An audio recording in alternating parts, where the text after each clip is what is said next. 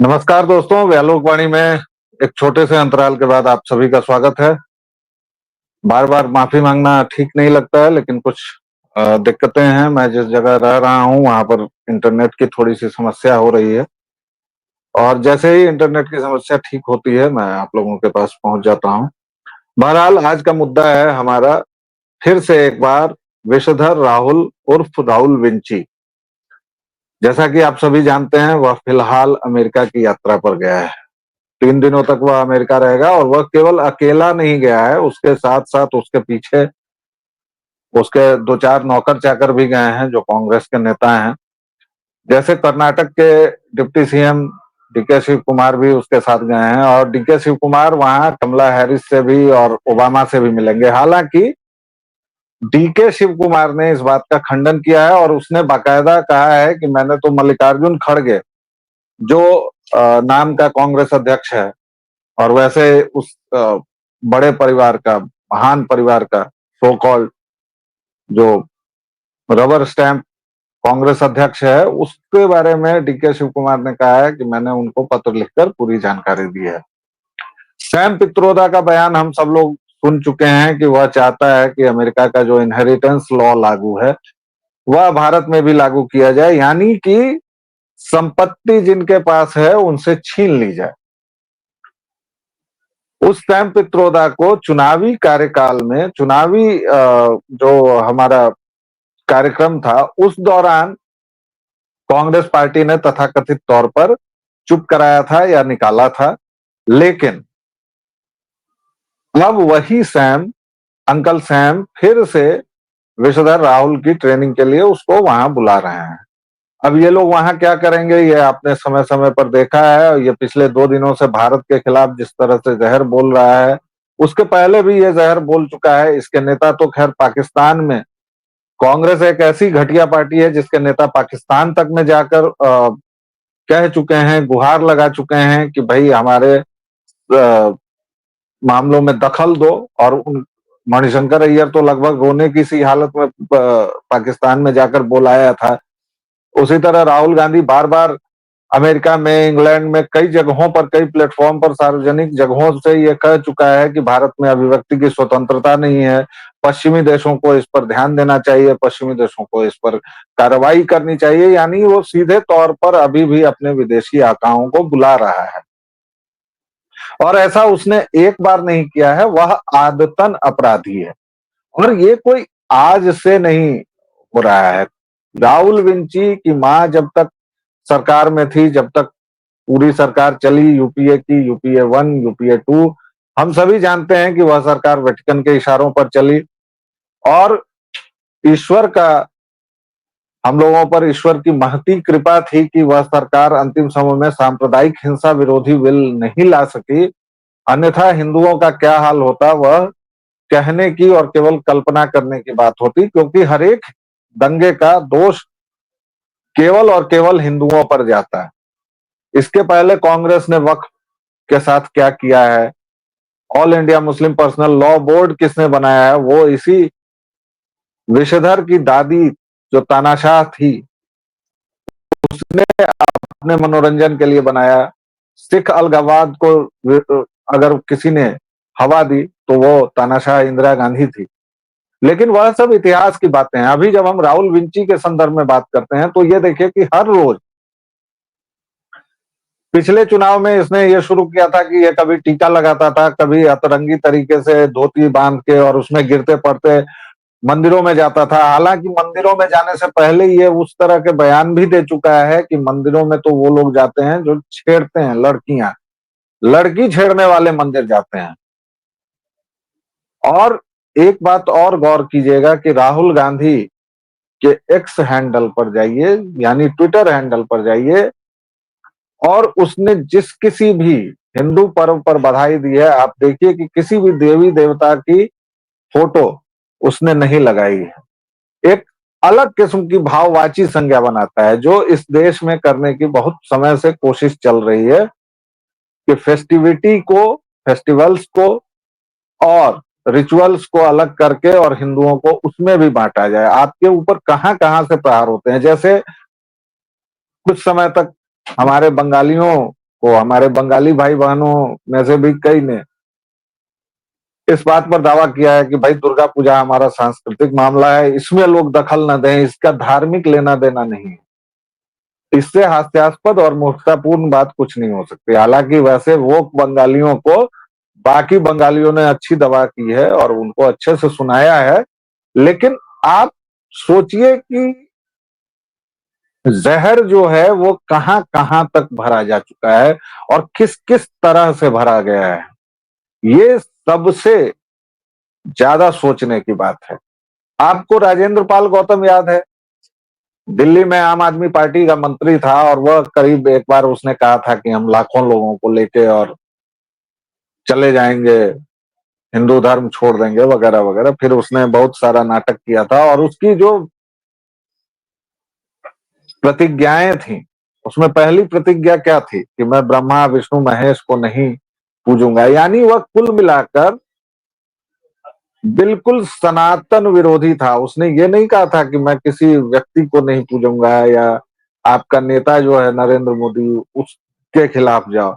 वह तो लोगों से राम कृष्ण ब्रह्मा विष्णु महेश गौरी गणपति की पूजा करने को रोक रहा था।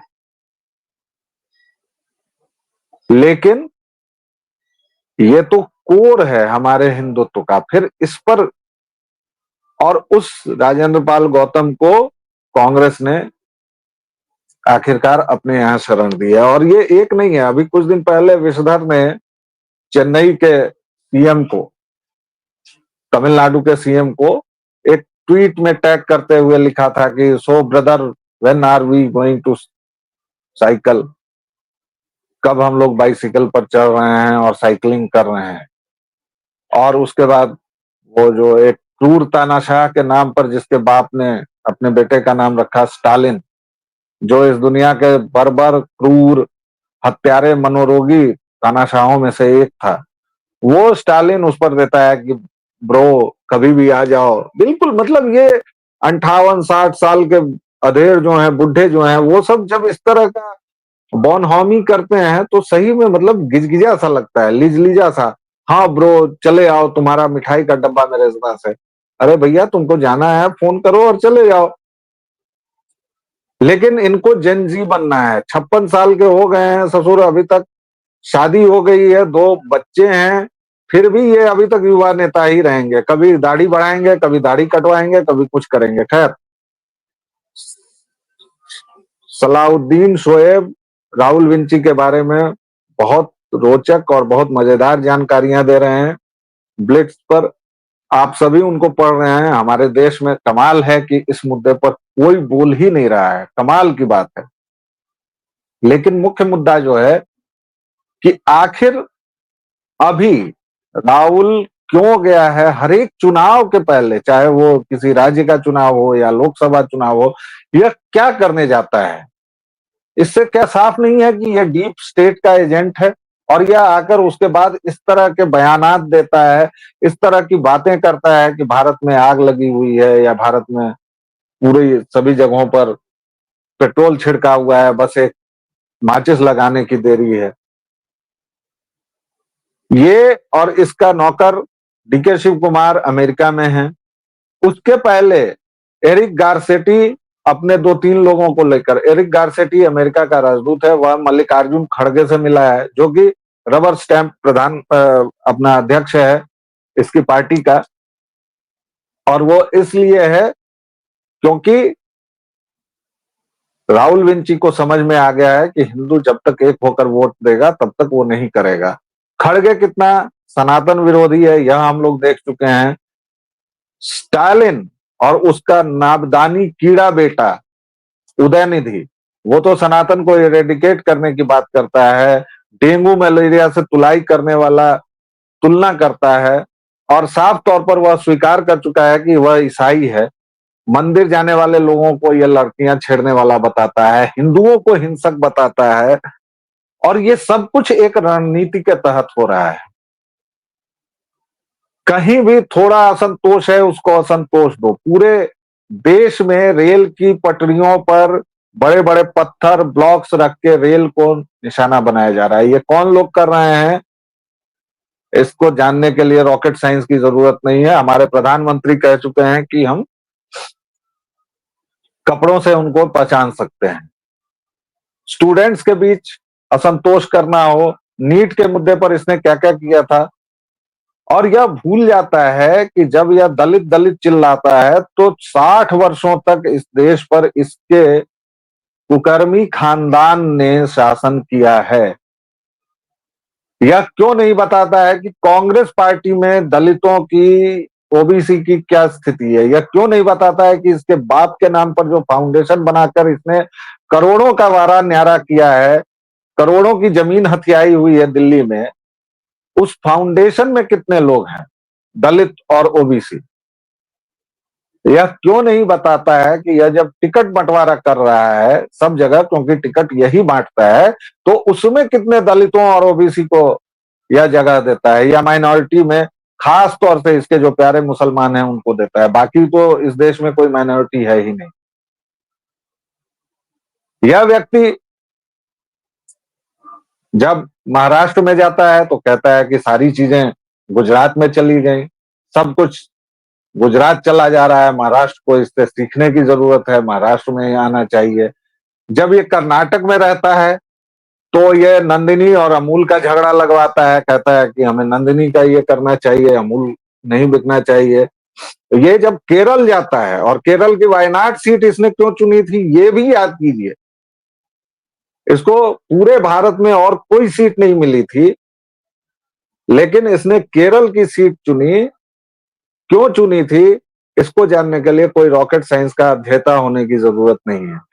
वहां ये जाके कहता है कि दक्षिण भारत के लोग या भारत के दक्षिणी हिस्से के लोग मसलों को ज्यादा समझते हैं, उत्तर भारत के लोग मूर्ख होते हैं। ये इसका बयान है। और अभी जब 5 दिन पहले 3 दिन पहले ये कश्मीर गया था, और कश्मीर तो खैर इनके बाप दादा की जागीर ही है, जो ये लोग समझते रहे हैं, ये हो या उमर अब्दुल्ला हो या फिर महबूबा मुफ्ती हो, खासतौर से उमर अब्दुल्ला और ये विशधर जो है, इनकी तो 3 पीढ़ियों ने कश्मीर को जो बवासीर बनाया, इस देश के पहले प्रधानमंत्री एक्सीडेंटल हिंदू ने, और अपने दोस्त नौकर चमचे जो भी शेख अब्दुल्ला को कमान सौंपी ताकि कश्मीर बिल्कुल एक परिवार का बनकर रह जाए। तो कश्मीर को तो 2019 तक इन 2 परिवारों ने ही हांका, और बीच बीच में थोड़ी जगह मुफ्ती सरकार ने और मुफ्ती खानदान ने खाई। और वही मुफ्ती है जिसका बाप मुफ्ती मोहम्मद सईद था, और आतंकियों को छुड़वाने की शुरुआत उसी ने करवाई थी, और एक बार इस देश का गृह मंत्री बना है कोई खास समुदाय से, और वो हुआ रूबिया सईद का अपहरण हुआ।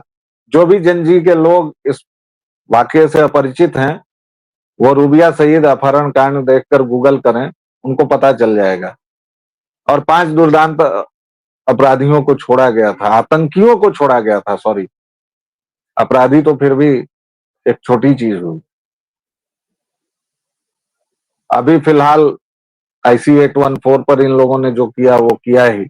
और उसके बाद जब सोनिया माइनो इस देश की प्रधानमंत्री थी, और मैं ये कोई स्लिप ऑफ टंग नहीं हुआ है मेरा, सोनिया माइनो ही इस देश की प्रधानमंत्री थी। ठीक उसी तरह जैसे जब मेरे राज्य में राबड़ी को मुख्यमंत्री बनाया था, तो मुख्यमंत्री राबड़ी नहीं थी, लालू ही शासन कर रहा था। तो उसी तरह जब मनमोहन सिंह को प्रधानमंत्री बनाया गया, तो मनमोहन सिंह प्रधानमंत्री नहीं थे, दरअसल सोनिया माइनो और वेटिकन ही अपना डिक्टेट चला रहा था। और यही मुद्दा है, यही मसला है कि ये व्यक्ति जब कश्मीर जा रहा है, राहुल विंची, तो वह कह रहा है कि आपका धन, आपकी सारी सुविधाएं, एक जो पूरा आपका सिस्टम था, वह सब कुछ बाहरी ले जा रहे हैं। बाहरी मतलब कौन? बाहरी मतलब जितने भारतीय जा रहे हैं वो बाहरी हैं। और यही इस काले विषधर जहरीले नाग का पूरा कुचक्र है कि हर एक भारतीय को दूसरे के खिलाफ खड़ा करो। सनातनी को इतनी जातियों में, इतने वर्गों में बांटो और उसके बाद किसी भी तरह इसको सत्ता चाहिए। ये सत्ता के लिए पागल हो चुका वह, मैं और किसी उपमा का प्रयास नहीं करूंगा, प्रयोग नहीं करूंगा। यह सत्ता के लिए पागल हो चुका है और उसके लिए इसे देश में कहीं भी आग लगाने से, कोई भी काम करने से इसको तनिक भी संकोच नहीं है। और यही बात मैं बार बार कहने की, कई दर्शकों ने पूछा है कि आप बार बार उसको इतना भाव क्यों देते हैं। इतना भाव इसलिए देते हैं क्योंकि इस देश में कुल मिलाकर अभी उसको एक विकल्प के तौर पर स्थापित तो कर दिया गया है। इस देश की जनता ने 99 सीटें तो दे दी हैं। अब बीजेपी से कम जिसको भी दूसरे नंबर पर जो भी पार्टी है, ठीक है कि अंतर बहुत विशाल है, लेकिन वही है। और उसके साथ के जो डॉट डॉट जितने भी उसके सो कॉल्ड ठगबंधन के सहयोगी हैं, चाहे वो टोटी चोर हो, नकटेर जादू हो, या फिर ममता बानो हो, या जो भी हो, आप देख लीजिए कि ये सब, इन सब के पास भारत के लिए क्या डिजाइन है।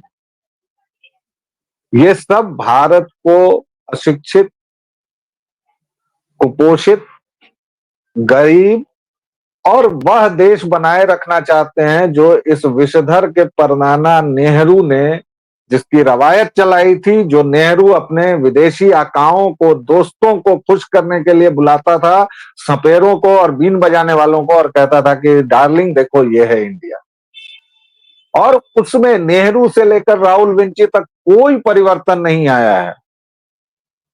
राहुल विंची भी चाहता है कि यह देश वैसे ही नंगे भूखों का बना रहे, इसलिए वंदे भारत यहां गलत है, बुलेट ट्रेन की सोचना गलत है, यूपीआई की सोचना गलत है, क्योंकि तब इसका एक कांग्रेसी नेता उठ के कहेगा कि ऐसे कैसे हो सकता है, और वह नेता बहुत बड़ा अर्थशास्त्री माना जाता है।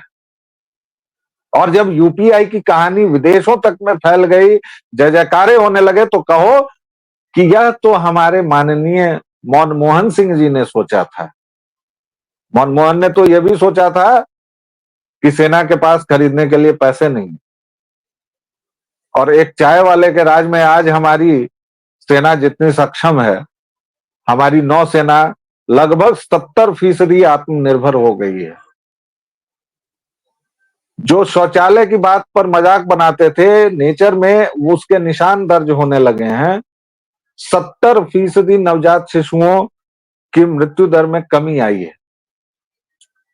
लेकिन भजपैया आईटी सेल पता नहीं किस पिनक में है, उसको जो भी पॉजिटिव चीजें हैं उसकी जगह वो केवल और केवल प्रतिक्रिया देते हैं, और इसी वजह से जो कट्टर समर्थक हैं भाजपा के, उनमें एक निराशा घर कर रही है। एक, या फिर उनके जो सवाल हैं वो आ रहे हैं कि भाई मोदी ने ये किया, मोदी ने बैक पैक कर लिया, लेकिन उन चीजों को एक बड़े परिप्रेक्ष्य में देखने की जरूरत है। एक वीडियो मैं इस पर भी बनाऊंगा कि मोदी के रोल बैक को या बैक ट्रैक करने को, जो कहा जा रहा है कि मोदी पलटू हो रहे हैं, मोदी डर रहे हैं, और जो ये विषधर जहरीला गेहूं कहता है कि मोदी के कंधे हमने झुका दिए, तो इसको ये भी शर्म नहीं आती है कि यह एक 73 साल के आदमी के कंधे अगर झुक ही गए तो उसको ये अपनी जीत मान रहा है। आते रहेंगे इस तरह के वीडियो, लगातार आप लोगों के साथ मैं बातचीत करता रहूंगा। आप लोग भी बताएं मुझे कमेंट करके, आप सभी का प्यार मिल रहा है मुझे। कमेंट में जरूर बताएं कि आप किस विषय पर मुझसे सुनना चाहेंगे, पत्रकारिता पर, राजनीति पर, भाषा पर, फिल्मों पर। हम फिल्मों पर भी बात कर सकते हैं, वेब सीरीज पर बात कर सकते हैं, समाज पर बात कर सकते हैं, और मैं चाहूंगा कि सामाजिक सांस्कृतिक मसलों पर ज्यादा बोलूं। बहरहाल अभी के लिए फिलहाल इतना ही। अपना स्नेह और प्रेम बनाए रखें।